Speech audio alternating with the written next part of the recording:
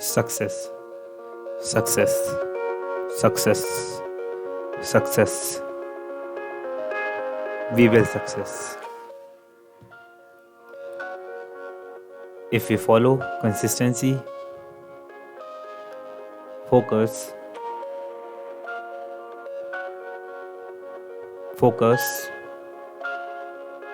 eagerness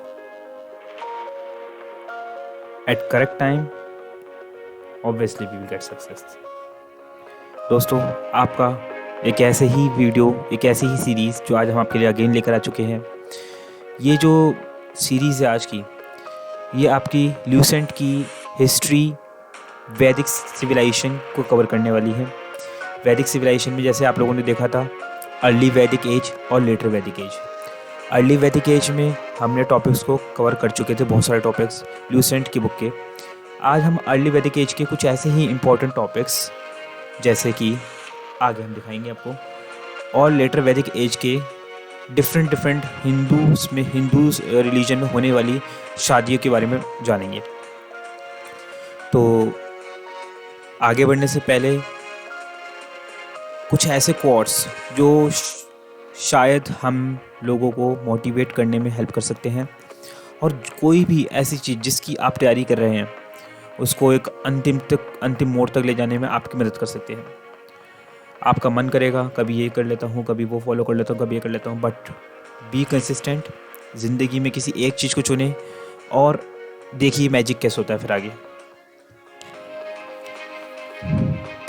always listen before you speak, learn to earn before you spend, think before you write, try and try before you quit and cry, live your dream life before you die.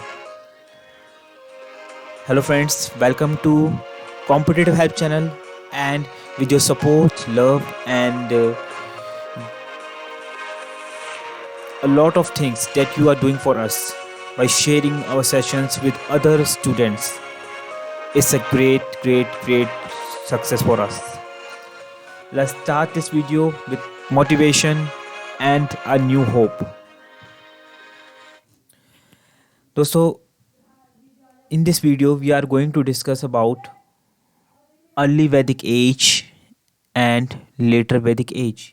Important topics, context need to study, and we are going to discuss these all two top parts of Lucent book in two context. So what is the meaning of context? Context means meaning. Okay, we will learn in this video about unit and head. What does this mean?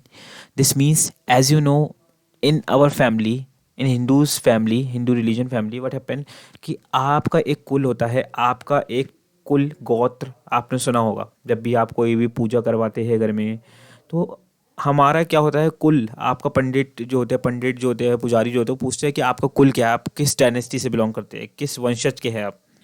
वो तो हमें याद करना है कि कुल जिसे family कहते हैं, कुल का हेड कौन होता है? कुलाप।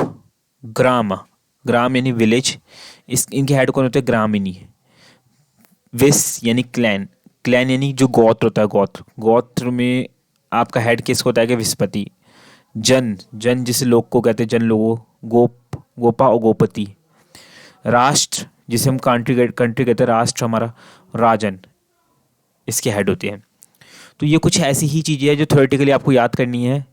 ये ऋग वैदिक टाइम की चीज़ें हैं जो इस तरीके से हमें पढ़नी पड़ रही है। हम पूरी कोशिश करते हैं कि आपको प्रैक्टिकल चीज़ को बता सके।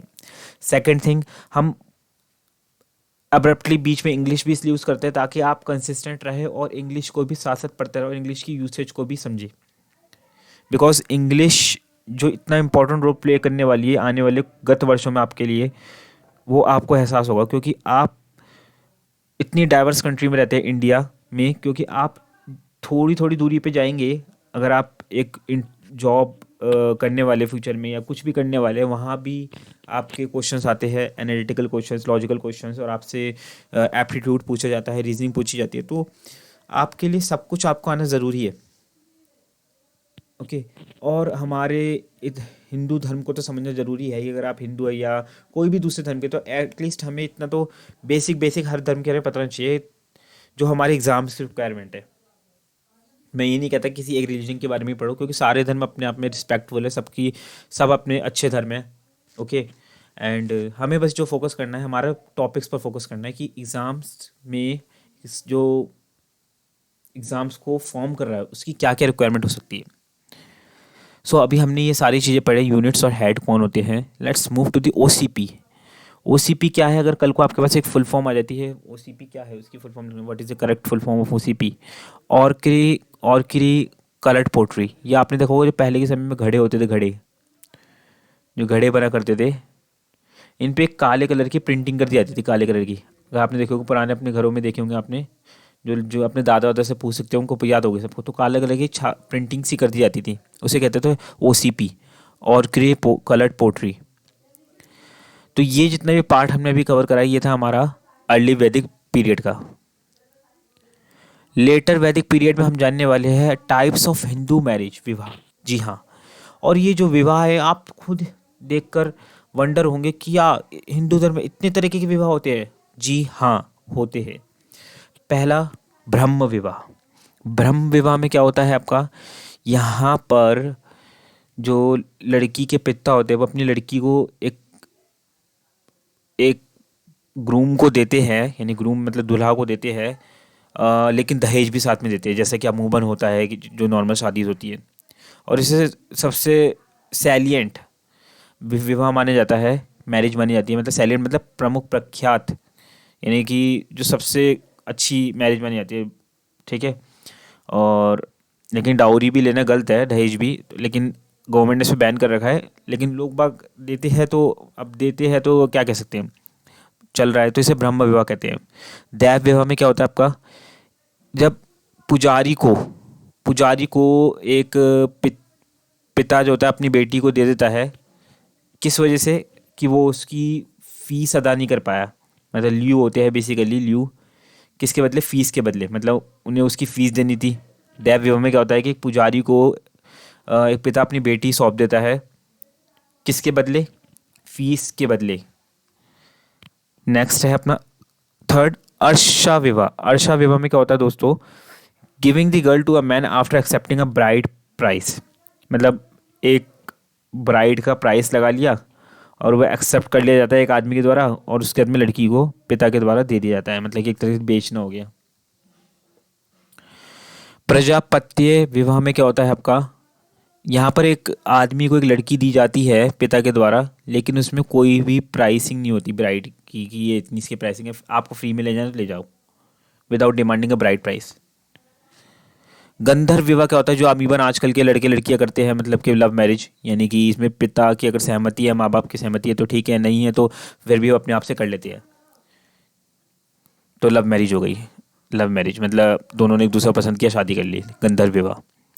असुर विवाह क्या होता है, marriage with a purchase girl, एक खरीदी गई लड़की से शादी करना, बेच दी जाती है जो। राक्षस विवाह क्या होता है, अच्छा आप लोग सोचेंगे कि यार सर ये तो सेम हो गया परचेज गर्ल और ब्राइड प्राइस, लेकिन यहाँ पे आप एक्सेप्ट करते हैं कि हमें इतने की खरीदना चाहता हूँ, यहाँ पे हमने परचेज कर ली, ठीक है, उसके बाद में शादी करिए। यहाँ पे क्या कर रहा है, ब्राइड प्राइस को एक्सेप्ट कर कर मैंने एक्सेप्ट करता हूँ, उसके बाद में शादी शादी करते हैं। राक्षस विवाह में क्या होता है कि आप, एक राजा हार गया, हारने के बाद में क्या होगा, तो उसकी शादी करा दी जाती है किसी एक व्यक्ति से, मतलब जो उसका जो जिसने जीता है, राजा को हराया है, वो तो जो एनिमी है, यानी कि जो दुश्मन था राजा का, या राजा के अपोजिट में जो खड़ा था, वो उसकी बेटी से शादी कर लेगा बदले में, या एक लड़की को किडनैप करके उससे शादी कर लेना। ये अपना क्या होता है, राक्षस विवाह होता है। पहले किडनैप कर लिया, उसके बाद में पकड़ लिया, अधिकतर मैं नाम नहीं लूँगा, स्टेट होगा इंडिया में, जैसे जहाँ जहाँ होता है ऐसा। ओके, क्योंकि आप लोग समझदार हैं, अपना भी समझ जाएंगे। पिशाच विवाह में क्या होता है, marriage to a girl after seducing और रेपिंग हर, मतलब प्रोसिक्यूशन के बाद में उससे शादी कर लेना, तो ये बेसिकली अपना पिशाच विवाह होता है।